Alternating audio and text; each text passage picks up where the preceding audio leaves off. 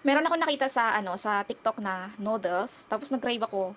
Pero meron ako dito sa kusina. Magpapainit ako ng tubig, tapos bubuksan natin. So, kasi andito yung mga noodles. Yeah, ayun. OMG, yan. Nag-crave ako nito. So, sana. Pero na-try ko na to nung una. So, sana ngayon, ililes ko yung sauce kasi maanghang. So, ayan, pinapakulo ko ni noodles. Tapos, ito yung sauce niya. Pero, hindi ko to ilalahat. Kasi maanghang. Lalagay ko na tong carbonara buldak. Ito ba yung maanghang? Pero sana hindi. Hoy, ito na, oh. Ay!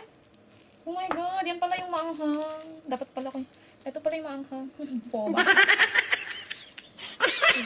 Kaya ko ba to?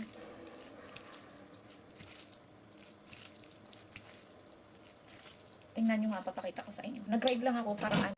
So, ito na siya. Buldak. Yan na si buldak. Spicy ramen. Ay, nako. Hindi ko na papatagalin to. Ito, try na natin. Sana kaya ko. Pero feeling ko talaga, maanghang. Maanghang.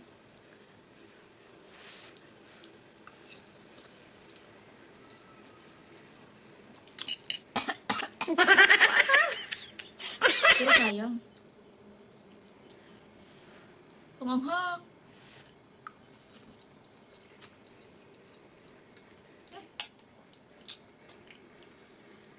Dapat pala kainin mo siya habang mainit pa kasi pag malamig na siya, ano na, pangit na ng lasa. So, ayan.